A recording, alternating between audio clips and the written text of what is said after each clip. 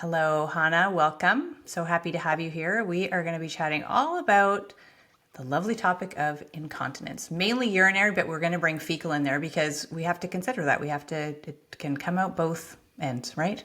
Both holes. Let's do it. I don't think I could think about a better intro, so thank you. Thanks.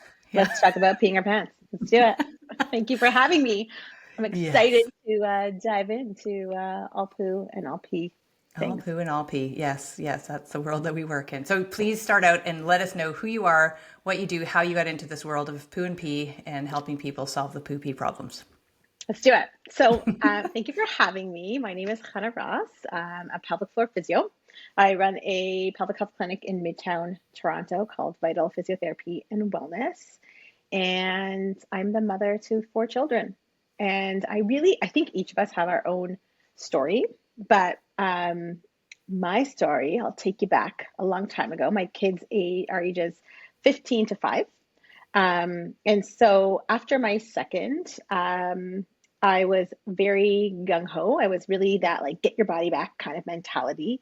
And I was running 5Ks and 10Ks, and I was really super into the Tony Horton DVD back in the day, DVD set called P90X. And Five, four, three, two. do your best and forget the rest. Yeah. So, so one of those videos was plyometrics, and they had a whole bunch of jumping and really high impact activities. And I was doing it. My daughter was born in December, and I would say this is probably like May, June time after she was born. So 5 or 6 months postpartum, and I had had my first baby at the age of 25. Um, Everything was fine. 5 minutes later, was running, and I was 27 at this point. And I was doing um, this move called rockstar jumps. And a rockstar jump is when you jump up in the air, you kick your bum to your feet, and you like a really cool rock star strum your guitar at the same time. And I peed my pants. I could not do it without leaking. And I was not like, that was something I was like, I should do something about this. But for up to 6 months, I'd already been having pain, low back pain, hip pain, pain with sex. I had gone to my GP. I'd had an internal ultrasound, and she was like, everything's fine, you're fine. And everything did not feel fine, but I was like, well, my doctor said I'm fine, so I'm fine. And when I couldn't perform the jumps, that's when I was like, oh, this is like really starting to bother me. And there were very few people providing pelvic floor physio at that time. This was 13 years ago in Toronto. And a friend of ours was starting to get trained, and she was like, let's like come. Julia was like, come and see me. Like I just took this course. It's super cool because we all nerd out over new courses that we take. It's really cool. And it's been really helpful. And I was like, tell me more about it. She was like, okay, so I'm going to assess you vaginally. I was like, nope, goodbye. You are not coming anywhere near me with your fingers. And it really did take some coercion, we'll say. I was like, this is like the weirdest thing I've ever heard in my life. And I went to see her. And when I say it changed my life, I mean, it changed every part of my life, because I truly believed that there was something deeply wrong with me. I believed that there was something wrong with my body. I was looking at everybody else, and I was seeing everybody else, quote unquote, bouncing back. I had already bounced back once, so there was something wrong this time. Um, I learned how to control my bladder. I was no longer having pain. I suddenly realized that maybe the medical system isn't what I thought it was. And I also recognized that, like, I could talk about vaginas. So not only did it change physiologically, like my belief in myself, it changed my physical ability. I could go. I was doing all the things. I was back to doing all the things. Um, but I was really seriously contemplating leaving physio at that time, because I wasn't feeling fulfilled, helping people with their shoulders and their elbows and their wrists. And that's very fulfilling for many people. So I'm not speaking for all physios, but I was really seriously thinking about going back to do medicine at that point. And this became this like Oprah aha moment for me, because I was like, I want to do pelvic floor physio. And so I really thought that I wasn't going to have any other kids. Surprise, I had two more. They were both planned, let me just be clear. But I was nursing my son. I got pregnant. I had a third baby. I was seeing prenatally for him. I was seeing postpartum. Same for my fourth. Um, Totally different experiences, completely empowering. Um, and yeah, there was a long rehab process, but there was no point where I was like, oh my God, out of touch with who I am and what my body can do. I understood the process. I understood what was happening. And I understood the misinformation around it too. And for me, that was like, I need to go out there and change the world, like one pelvic floor at a time. Thank you. Yeah. It's amazing how many of us in pelvic health have got here from our own personal Yeah. story and some sort of awakening that happens or experience that happens. And we are then called to do this work and help others. And so, yeah, so thankful for Julia coercing you and thankful for you then making the decision to help others because it's such a needed, and there's still, even though there's so many more pelvic physios from back from when I started, and just to be clear for those listening who don't know, I am not a pelvic physio. But starting in this world of pelvic health, there still is a need. There still is a shortage. There are still Yeah. significant wait times to see a pelvic floor physio. And my hope is that at some point in my lifetime, that this is something that our government will cover and that everybody would be able to have access to this because it is such, as you say, it can be completely life transforming in so Yeah. many different ways. So many different Yeah. ways.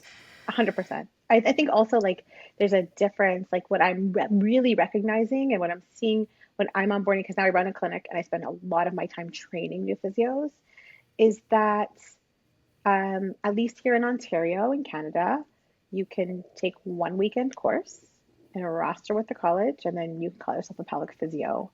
And the care that you're getting, again, like it's just like the more you know, the more you know.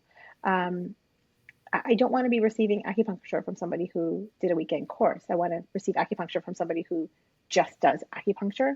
And the same is for pelvic floor physio.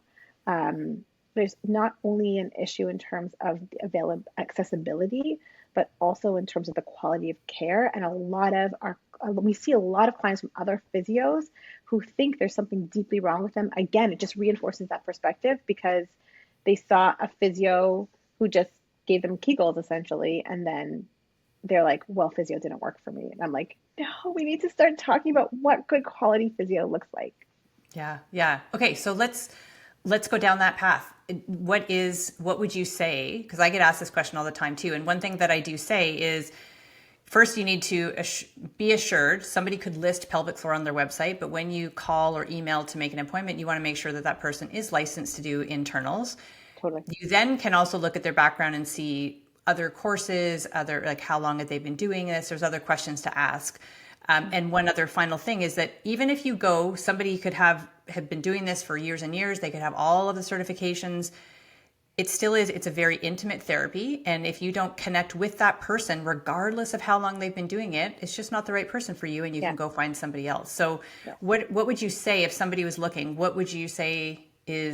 what should people be looking for to find somebody who's really qualified or who you think would be the best person to Yeah, see? I would springboard totally off of what you're saying. I would say here, like our values are care, excellence, and passion. Like you, the care that you receive, the most important piece of it is your ability to feel safe with that person.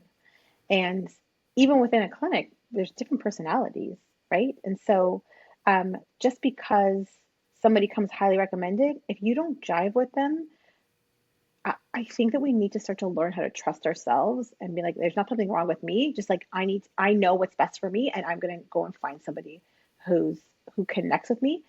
Or maybe you don't feel safe because you don't have never felt been able to tell your story before. And so you haven't told your full story. So the ability to feel like you can tell your full story is really, really important as well. Um, I always recommend that people ask your friends. Like, not only ask your friends, and when you find something that you love, tell your friends too, because maybe many of your friends have seen physios and they just don't feel comfortable telling you about it. But if they have seen somebody who they've really felt connected with and trusted, that's also a really good resource as well. Um, there are some physios who have years and years of experience, and people have negative, like they have negative experiences with them. Like I'm not the right fit for everybody. You're not the right fit for everybody who you work with. Not all my physios are the right fit. The fit is the most important piece. That's number one. And number two, I would say, is anybody who approaches you like you are a problem to be fixed is, to me, that is a red flag. Um, the most important thing that I learned when I did my physio, and that I trained my therapist to do, and that I talk to my clients about as well, is a physio is not somebody who's able to fix you. Yes, we've got amazing anatomy, amazing physiology, lots of life experience, but you're not a problem who needs to be fixed. But we somebody who comes and helps you facilitate your connection to yourself and to your body so that you can do the work, so that you can build that self-trust with your body. A lot of us just don't trust our bladders. We just don't trust our pelvic floors to do what we need to do. And learning how to trust and learning how to sense, like, is this actually a full bladder, or is this not? Or is this just like my nervous system being like upregulated and feeling anxious? Learning how to differentiate is the most important piece. And so if somebody's um, if you are outsourcing your authority to somebody else, or you're looking to do that, then that to me is not somebody who's going to actually help you. If you're somebody who's coming in and is like, please just fix me, you want to find someone who's like, you are whole, perfect, and complete exactly as you are, and I'm going to help you function. I will help you to learn how to function better. Yeah, I love that. I love that. It's such a profound statement to say it the way that you are the ultimate authority, and you need to put in some work. You just need to have somebody kind of direct you on terms of understanding the root cause, why this is happening, and here are the steps that you can take to help overcome that. Yeah, 100%. Yeah. 100%. And I think the stories that we hear so often are people who've like, they've said like, oh, my doctor told me that this and this is wrong, or they told me I was failure to, like during birth stories, like failure Yes, to yes, yes. progress, failure to this, failure to that. Like we come with these deep seated beliefs that our body is failing. And so I think that trusting somebody to help you find that that's not true is the most important thing that you can do. Yeah, I love that. So when somebody has come to you, and we're talking mainly today about incontinence, as we talked about the pee poo. So somebody comes to you, let's just say they've come to you because they're leaking, like they were doing rock star jumps, they Yep. were leaking, and they've heard about pelvic physio. They come to see you. Some people come and they're like, I'm not sure why I'm here, but my friend told me that I should come, or Yes. right. So how do Hear you that a lot. then, how do you approach that person? What would they expect in terms of that first session, and how do you help them uncover some of the reasons they may be leaking? Okay. So the first thing that I like to do is I like to set up the stage that like this is going to be different than other physio. Like a lot of people come in with preconceived notions of what physio looks like, and right away I'm like, we do things differently here. Um, I will do anatomy with our clients. Like I'll describe what the pelvic floor does, but first and foremost, like understanding what is somebody's goals. Like your friend said to you, okay, so go see the physio. Are you just like, well, my friend told me to, so that's why I do it? Like what was that part of you that was like, maybe there's something here? Because I really want everybody to have like the strongest, most flexible, most coordinated pelvic floor in the entire world, and the ability to lift any weight without leaking. But if that's not my client's goals, then like it really doesn't matter what I want. It matters what they want. So we spend a lot of time going through, like talking that first visit, talking about like what are their goals, what is their history, what's their medical history, what are their beliefs about their bodies, what are their beliefs about themselves, what are their beliefs about medicine and health and wellness. We talk a lot about pillars of health: sleep, stress management, food, movement, connection with people. Do you have people who are going to support you as we go through this wellness journey? Are you going to say to your partner, I need to set aside, I need to go now and do my pelvic floor physio exercise? And they're going to be like, no, you have to do this and this. Is it somebody who's going to support you to put yourself on that list of important people? And it's really only after having conversations about your urological history, your gynecological history, your past pregnancies, your your current physical activity, your hopes for physical activity, your hopes for sleeping through the night without peeing, with your hopes for, how often are you peeing? What are you drinking? Are you drinking, as I'm sitting here with my coffee and my water, how much caffeine are you taking in? What are the bladder irritants that you're doing? Are you a frequent flyer to the bathroom? What does that urge to go to the bathroom look like? Is it like, oh, I think I might have a full bladder? Or is it like, get me there right now? We go through like a really, really deep subjective conversation that usually just feels like a conversation because it's very client led. Um, there's a lot of, tell me more about that. Tell me more. Tell me more. Um, and then we'll go through a physical assessment. And that physical assessment is um, a basic orthopedic assessment. We'll look at squatting and lunging and walking and movements, low back movements, thoracic movements. And then if the client's up for it that time, we'll do a pelvic floor assessment. But we're mostly going to be spending our physical assessment time looking at alignment, breathing, range of motion, like finding an easy breath. How are you breathing? Are you relaxing your pelvic floor when you need to? Are you engaging your pelvic floor when you need to? How is this system currently working? And what tweaks can we make? I really like to keep it simple. What simple, easy things can we do right now for you to get the most bang for your buck in terms of the goals that you've told us that you want to achieve?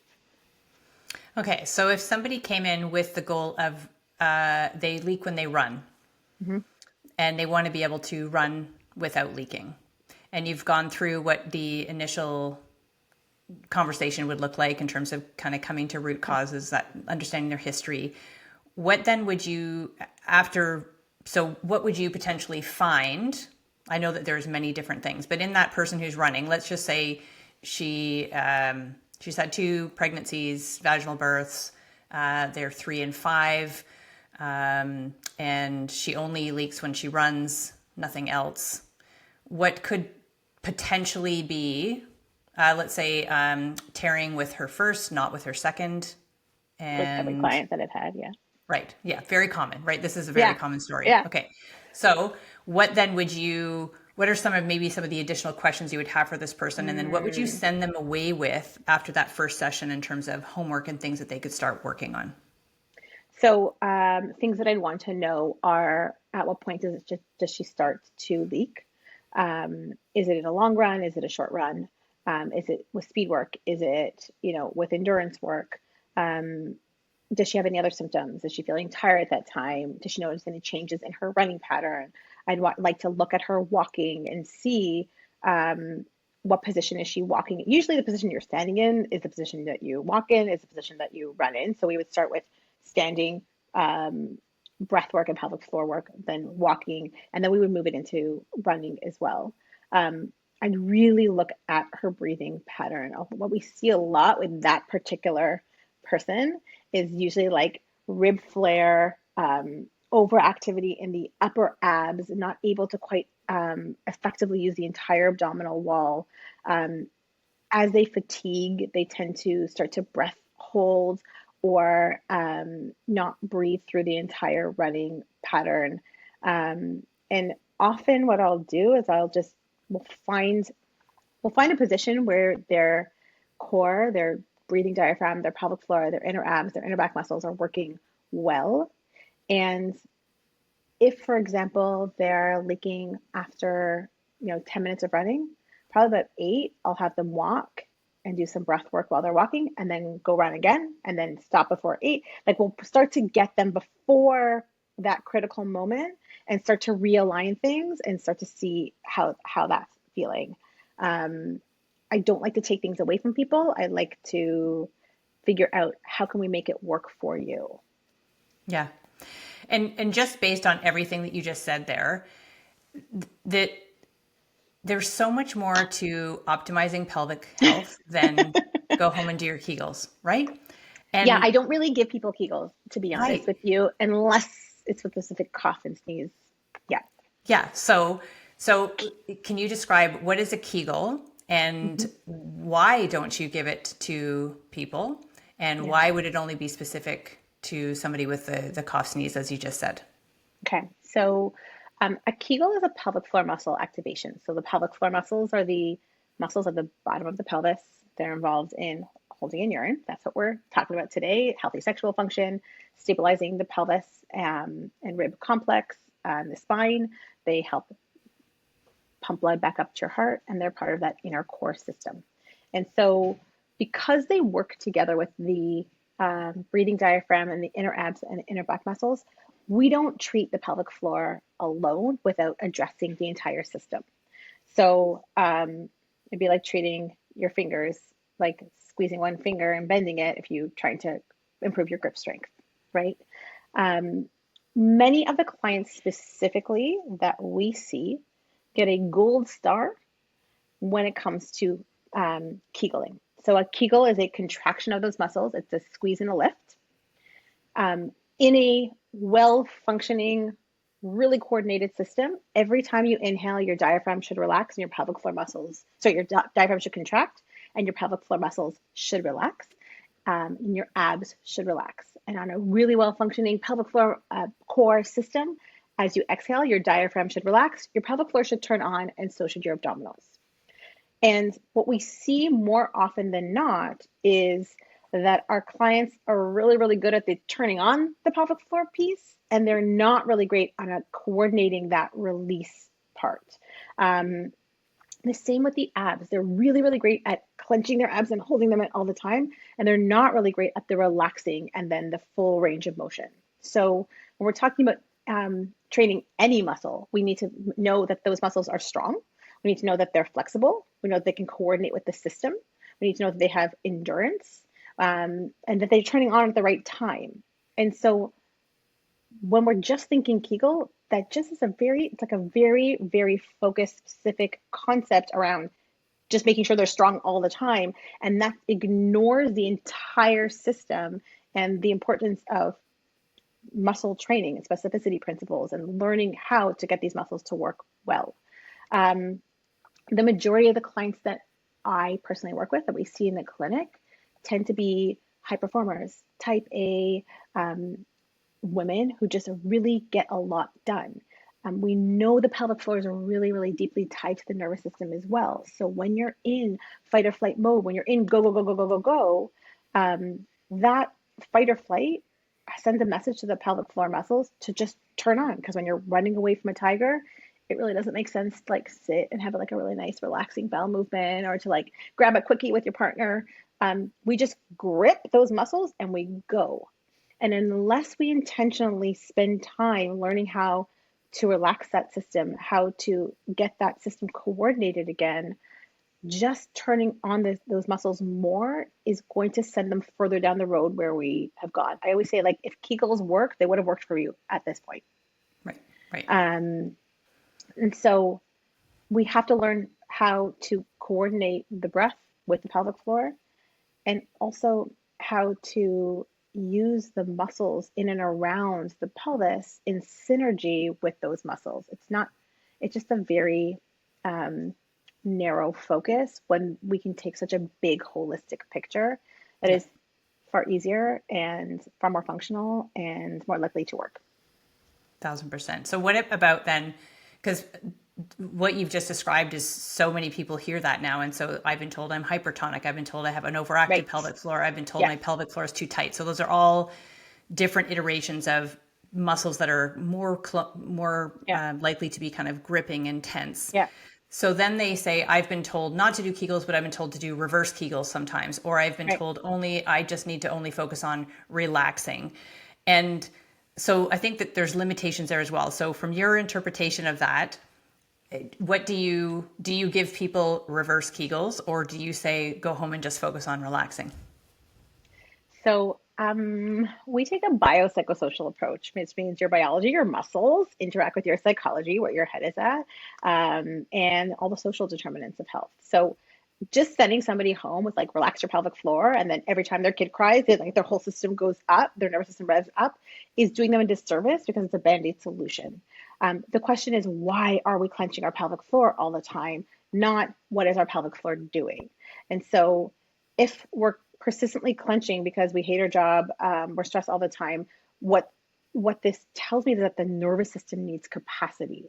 And so not only do we have to train We can train the pelvic floor to go through that range of motion, but if your nervous system is a cup that is full all the time and any extra drips into it is going to make it spill over, I'm doing you a huge disservice by not addressing you as a human being and what your nervous system can do. So I talk about the nervous system more often than my clients would like, but um, when we teach diaphragmatic breathing, the diaphragmatic breathing has value not just for lengthening pelvic floor, not just for um, getting into that autonomic nervous system, not just for actually massaging the abdomen and helping the digestion, but it actually is the only, it actually is probably the only time that many of our clients actually stop. And I think that the biggest thing that do we swear on this podcast? Go for it. Okay. So the refrain that I say all the time is slow the fuck down. We cannot focus on our pelvic health without focusing on our overall health. And if we just keep trying to keep going, and then do a couple breaths and go, what we're doing is we're bypassing this entire area. There's the biggest piece of pelvic health that I think gets missed is like the being, the learning, the noticing.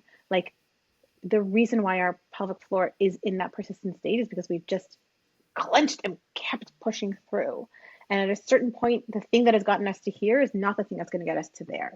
And so we really need to spend some time being in our bodies and noticing those bladder signals, starting to pay attention to what is my pelvic floor doing. It was clenched and I had no idea. It was probably because I've just patterned that out of my brain. So building that area of our brain, that homunculus, where our brain can actually connect to those muscles so that we know what's happening, requires a slowing down process that is not just about doing reverse Kegels, moving on with your day.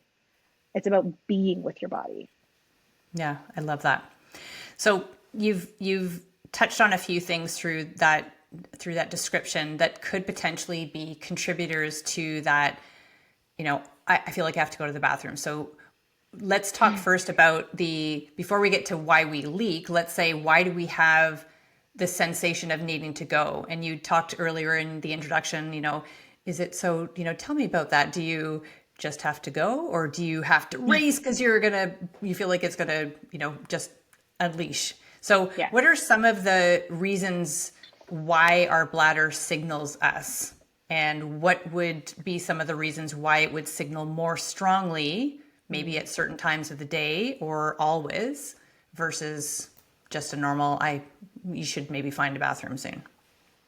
So our bladder is a muscle and it works together as equal and opposite job to the pelvic floor. So the pelvic floor has two different kinds of muscles in it, conscious and unconscious muscles.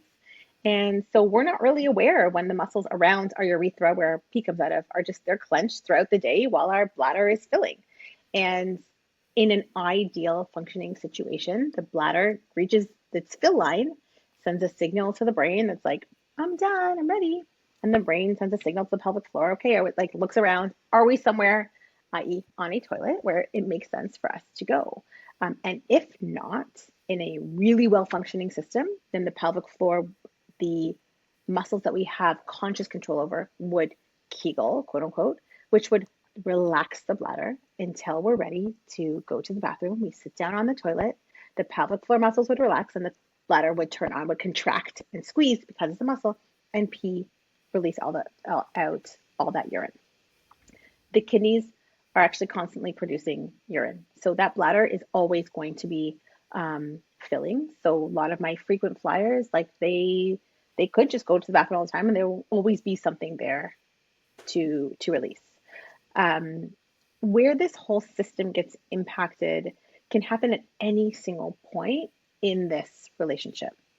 So many of our clients have started just encasing. So they are, it's kind of like how we teach our kids to pee, which is, I question it, but okay, we're going to go on a long road trip. So just go pee just in case. So now your bladder was really only full, but you've gone to pee and your brain goes, oh, is that where I'm supposed to tell you that it's full. So then you start to send that signal when your bladder's half full, and then maybe a little bit less next time. And then you're like, oh, I call this like Costco syndrome. Like I have 4 kids, so I shop a lot at Costco. Okay, Kim.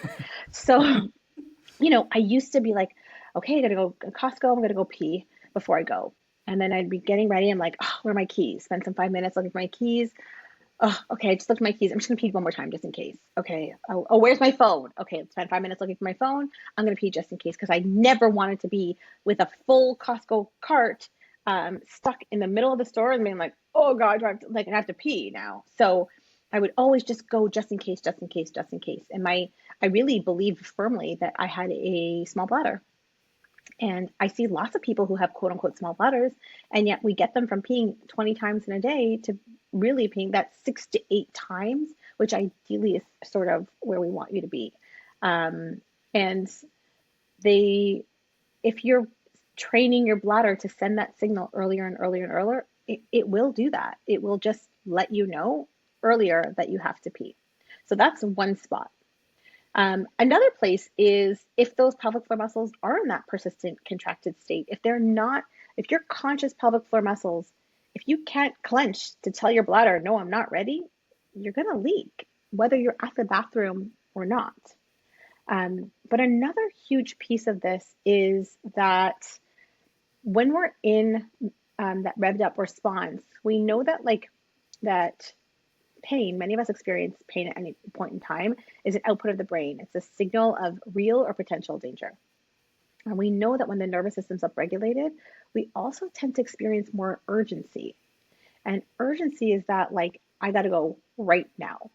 And many people will have no urgency throughout the day, and then they'll have specific triggers when they get to the door to turn the key to get into the house, when they turn on the shower and they hear the shower running, when they're walking in before they get to the door, when they have their arms are full with groceries and kids.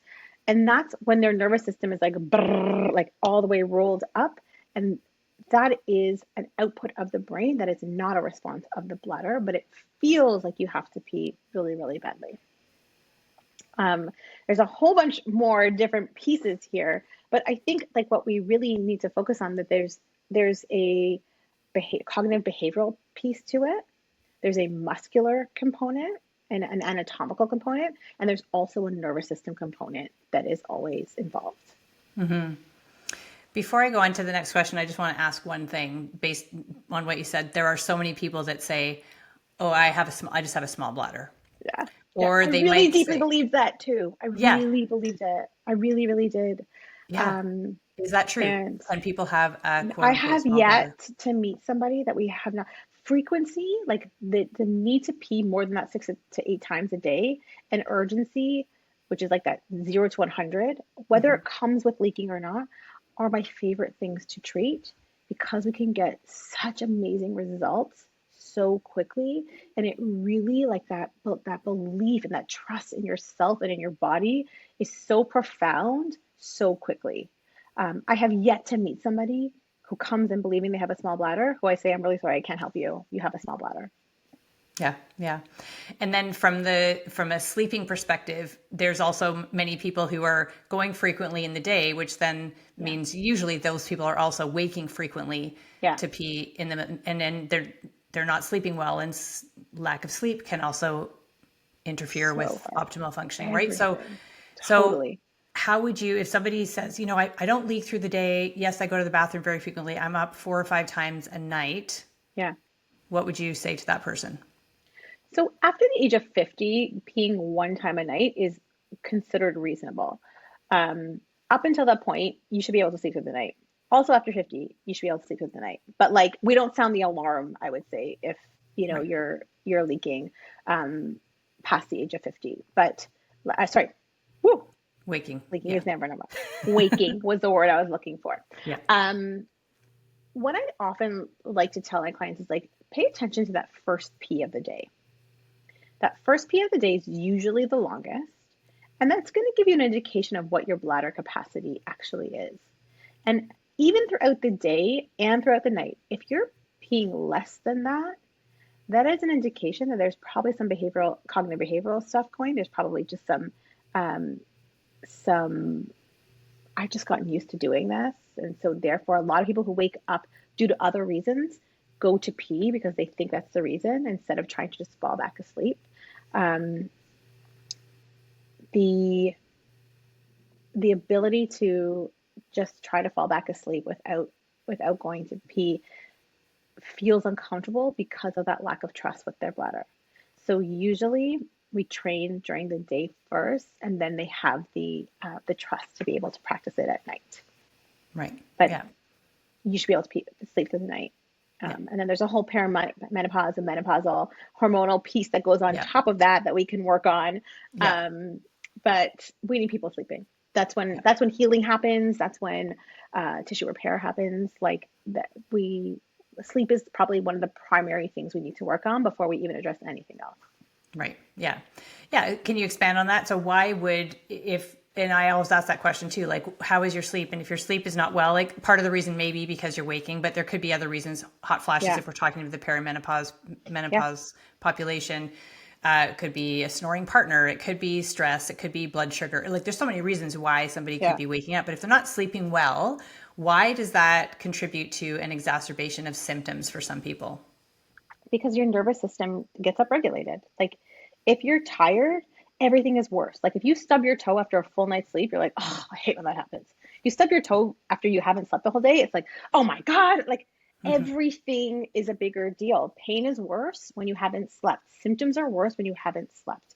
So we really, really, really, in order, and like the truth is your bandwidth is less when you haven't slept. So your willingness to try something different is less if you haven't slept. So if I'm telling you that we're going to like do some bladder retraining and I need you to wait 5 minutes when you have a symptoms that you have, like you feel like you have to go pee, your patience with trying something new is going to be less if you're not sleeping at night. Yeah. Yeah. And so you mentioned bladder training, so that's kind of leading me down the next path. So part of, I'm just pulling you along, Kim. I Here we know go. you're perfect, perfect segues. When somebody is, so somebody could be leaking and they could have those very strong urges. And Mm-hmm. sometimes the leaking could happen in conjunction with this strong urge, or they could leak during exercise and then later they have strong. So they could have mixed, which is typically called Yep. mixed incontinence. And so part of that is, as you said, it's the muscle training. You're going to have the cognitive component there as well, which is kind of the retraining, the bladder training piece of it. What does bladder training look like? It's kind of like, if you think many people who we work with are mothers who potty trained, and it Yeah. seems odd that we now have to go through our own potty Mm-hmm. training again, right? Yeah. Yeah. So what I'll say is like the majority of the pieces that help support leaking are not necessarily internal pelvic health things. Like we run a course through Vital as well. It's totally virtual. It's 6 weeks, and most people's leaking improves without ever having an internal pelvic health assessment. So there's a lot of just basic bladder health pieces that none of us have ever learned that I think that every person needs to know. Um, so bladder retraining really just one of the very basic ways of approaching it is looking at when the last time you peed was. And if our goal is ideally to be peeing every 1 to 2 hours, if you're feeling the urge, first of all, I really encourage people to keep track of how much they're peeing, because as you start to try to change things, try to work on them, if you're somebody who's peeing 25 times a day and you start to put in this work and you're peeing 22 times a day, that is improvement, but it still feels exactly the same way as 22 times a day. It's still a lot, right? And so I think keeping things objective when you're doing this kind of work is really important so that you can actually celebrate each of your wins. We've been really, really trained to only celebrate when things are perfect. Um, but as you're making these improvements, celebrate every single step because that helps you start to build that trust with self, and acknowledge that the work that you're doing is really valuable. But um, ideally, if you've been peeing more frequently than every 1 to 2 hours, for example, I have clients like they have meetings, and in between every single 1 hour meeting, they're going to pee. They shouldn't really have to go pee it, but they could get up and walk around. Um, we have our clients when they feel that urge to pee. just wait 5 minutes. That's it. Wait 5 minutes, distract themselves. Sometimes they can they can do an email, they could use a physical distraction. We have different like nerve things they can do, like calf raises, things like that. But simply just saying, I trust myself and walking, getting used to walking slowly and calmly to the washroom, regardless of how long it's been. And positive self talk. I've got this, I've got this, I've got this, we've got this on the way to the washroom. It sounds super simple. It's massively game changing. Not waiting, not trying to hold it out and wait for 2 hours. Even if you feel at 45 minutes, you have to pee again. Like just start slow, like one step at a time actually snowballs really quickly. Yeah. I've been told that it's like a window of about 2.5 to 4 hours would be considered normal voiding throughout the day. Is that what you would agree with? Yeah, like I do see clients, like I have surgeons who are my clients and like they're not peeing for 8 hours. Like that's the problem on the opposite end. Right. If somebody's not peeing for hours, like I would start to look at like, are you dehydrated? Dehydration is a huge cause of incontinence as well. If your urine is really, really acidic, it irritates the bladder, and we can often um, have leaking because of that as well. And it also causes constipation, which is, I know we were talking about poo also today, but like, we want to make sure that we're moving our bowels regularly as well. Like within that pelvic cavity, there's only so much room. Um, so if somebody's going 4 hours, if they're symptom free, I'd be like, great. But if they're having symptoms, my spidey sense starts to go off and say, like, how much water are you actually drinking right now? Yeah. Are you dehydrated? Right. Okay, so you've segued into poop.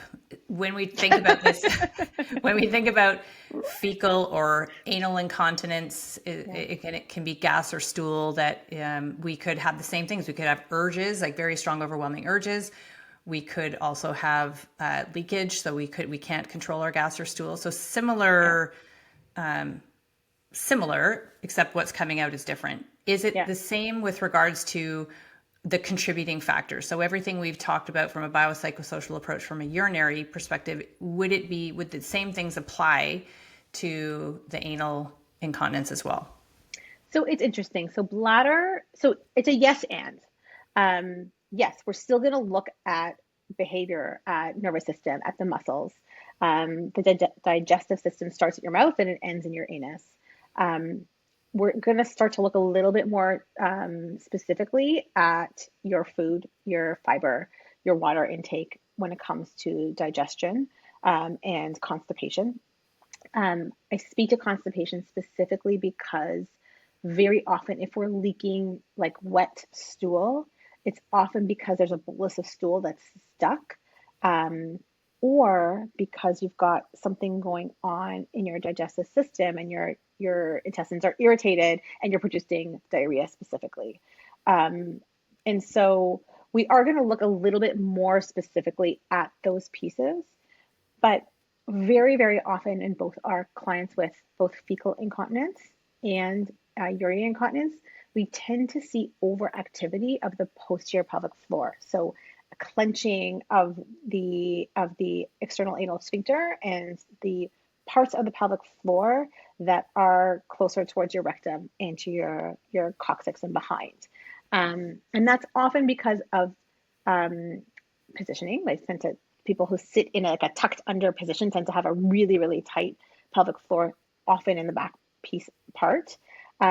It's also because like a lot of us just grew up like thinking like never fart in front of people. Like we really, really clenched rectally and that's how a lot of us grew up. So we've just trained that system to be clenched there. But it's also if somebody like when we see somebody postpartum, they also tend to be clenched posteriorly as well, um, because they just spent so much time thinking about their vagina, thinking about their urethra, but we often neglect that whole second half of the pelvic floor. And so learning how to relax, literally the door for your stool to come out is really, really important piece of it's not just about the food and the water. It's also about allowing that stool to fully evacuate. And so, we've got a bunch of like really fun things that we can use, like the squatty potty. I highly recommend everybody go watch their video. It's really great. But like positionally, learning how proper positions for evacuation is really, really important. Learning to not bear down, to just try to push out your stool, which is like a little mini micro birth every time you go to the bathroom. And that negatively impacts the pelvic floor as well. We really talk a lot about movement when we're talking about fecal incontinence and or constipation, because part of helping your digestive system, we need movement every single day. It doesn't have to be exercise per se, but gentle movement. Um, and like different than the bladder when it comes to moving your bowels, a lot of people are really nervous about going to poo in public. And so what they've done is they started to neglect that sensation that they have to go to the bathroom. Whereas when we pee, when they have frequency or urgency, they're paying attention to every single signal. We've actually down-regulated our ability to pay attention to the signals that we have to move our bowels. So starting to learn, like, pay attention to that urge and that call to stool becomes really, really important. And that, not surprisingly, requires slowing down. Slow the fuck down. Yeah. Amen. Yeah. Let's make a shirt. Just before we wrap up, I'm kind of running over time here, but if I can ask one more question with regards to scar tissue, because I know that can be is very commonly associated with some of the symptoms that somebody may have, or some of the maybe they're being hindered in their capacity to control the openings. So how would you handle somebody who came in with scar tissue, maybe from a surgery or maybe from vaginal childbirth, and that could even be a cesarean scar as well? Yeah. I think like scar tissue is like gets a really bad rap. I actually got a question today where someone was told by their doctor, well, you have scar tissue. That's why this is happening. And I just left it at that, as a scar tissue is something that's negative. Scar tissue is really great. Like, it's our body's glue. It's the job of the scar tissue to connect the two sides that were separated either due to surgery, due to tearing. But it's also the job of that scar tissue to connect the two sides, but not connect to the tissue below it, or the tissue below that, or the tissue below that. And so when I think about scar tissue, I think about two things. Number one is we don't want it to be adhesed down to other layers of tissue. So making sure that it's mobile, but then also training it to function like the tissue that it's supposed to function like. So making sure that scar tissue is functional is really, really important. But I do want to mention one more thing around scar tissue, because a lot of the time, there is some trauma associated with that scar tissue. And so even like C-sections that were unplanned, or vaginal tearing during birth, or any other surgery that was, that person associates with something negative. In and around scars, like, sometimes we just start to like ignore that area. So for a lot of our clients with abdominal rehab, with when they're leaking and they've got scar tissue, one of the first things that is really, really important is actually like looking to a mirror and like mapping safety around those areas, like really acknowledging that I'm safe, that there isn't any danger anymore along that scar, because you cannot train an area that your brain doesn't want to acknowledge exists. Yeah, that is so helpful. Where could people find you potentially to come and receive a treatment from you if they were in Toronto, but also learning about the courses that you have? So you can go to vitalphysiotherapy.com. We are on Instagram at Vital Physiotherapy and Wellness, or you can find me at Chana Ross PT. That's ChanaRossPT. I love chatting with people about all things pelvic health. On our Vital Instagram, we also have a bunch of videos that are there for free. And I would love to hear from you. Yeah. And you also have a podcast as well. I do. It's true. It's called She Has the Audacity. Thanks for reminding me. And Kim was on it. She does have the audacity.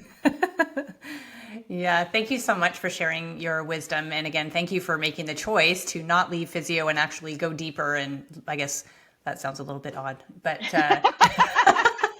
Pun both intended and not Pun intended, but intended. not intended. Yes, but helping so many women and explaining it in such a beautiful way that really helps solidify that this is not just about go home and do your Kegels and everything's going to be fine. It's a whole body, mind, body, spirit thing, and getting to more optimal wellness involves all those layers. And you described it so beautifully. So thank you so much.